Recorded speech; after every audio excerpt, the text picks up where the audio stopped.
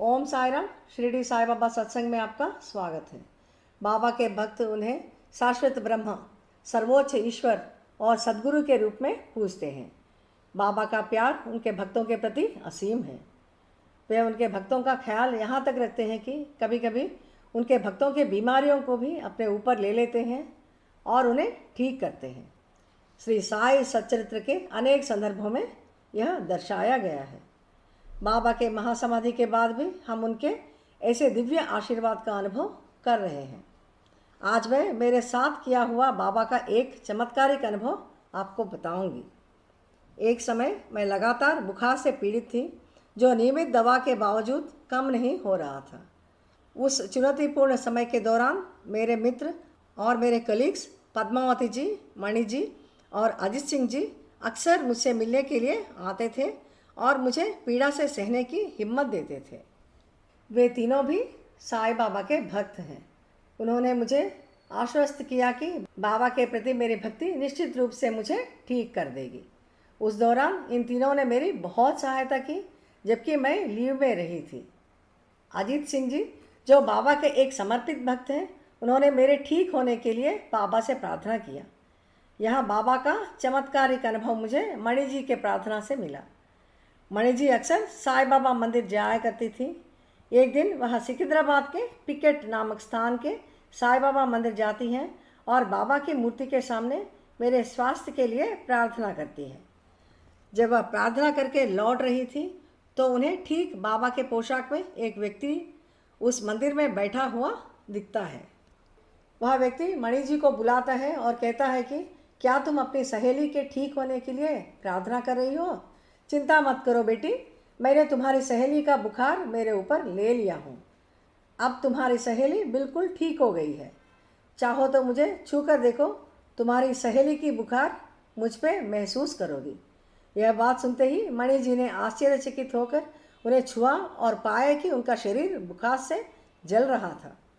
मणि जी बाबा को धन्यवाद देकर वहाँ से निकलती हैं। अगले दिन पद्मावती जी और मणि जी दोनों मुझसे मिलने आते हैं। वे मुझे पूरी तरह से ठीक पाकर आश्चर्यचकित हो जाते हैं। तब मणि जी पिकेट के बाबा के मंदिर में हुआ किस्सा मुझे बताती है कि कैसे बाबा ने इस व्यक्ति के रूप में मेरा बुखार अपने ऊपर ले लिया था। वही कारण उसी क्षण से मेरा बुखार उतर गया और मैं ठीक हो गई थी। बाबा की चमत्कारिक इस लीला सुनते ही मेरे आँखों से आंसू टपकने लगे।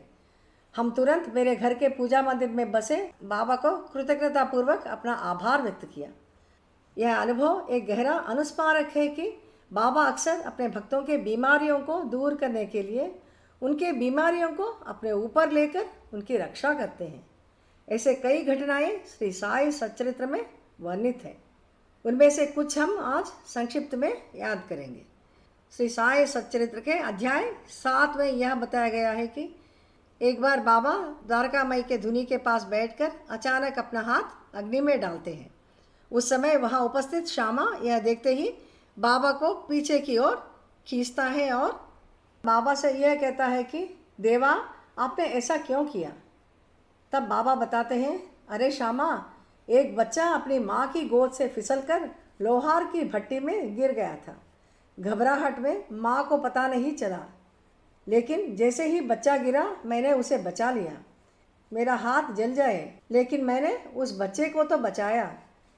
यह जानते ही बाबा के एक प्रमुख भक्त नाना साहेब चंदौरकर जी एक डॉक्टर को लेकर बाबा के इलाज कराने के लिए शिरडी आते हैं। हालांकि बाबा इलाज कराने के लिए मना करते हैं और कहते हैं कि अल्लाह ही मेरा वैद्य है। इसी अध्याय के एक अन्य घटना में यह बताया गया है कि एक बार बाबा के सलाह पर उनके परम भक्त खापरडे जी अपने परिवार के साथ शिरडी में रुक जाते हैं।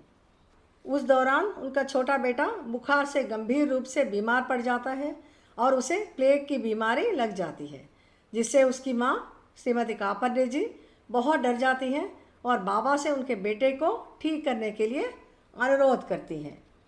तब बाबा अपनी कफनी उठाकर अपने शरीर पर 4 बड़े बड़े सूजे हुए घावों को दिखाते हुए श्रीमती खापरडे जी से कहते हैं, चिंता मत करो, मैंने तुम्हारे बेटे की बीमारी को मेरे ऊपर ले लिया हूँ।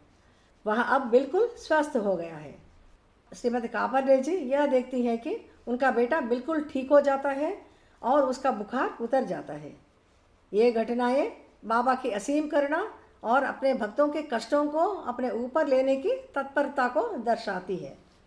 चाहे उनके जीवन काल में हो या महासमाधि के बाद, बाबा उन लोगों को आशीर्वाद देते हैं और चमत्कारिक तरीकों से रक्षा करते हैं जो सच्चे विश्वास और भक्ति के साथ उनसे प्रार्थना करते हैं। आइए हम अटूट विश्वास और भक्ति के साथ बाबा की आराधना करें और हम अपने जीवन के हर पहलू में उनका दिव्य आशीर्वाद प्राप्त करें। अगले एपिसोड में बाबा के एक और अद्भुत आशीर्वाद के साथ मिलेंगे। ओम साई राम।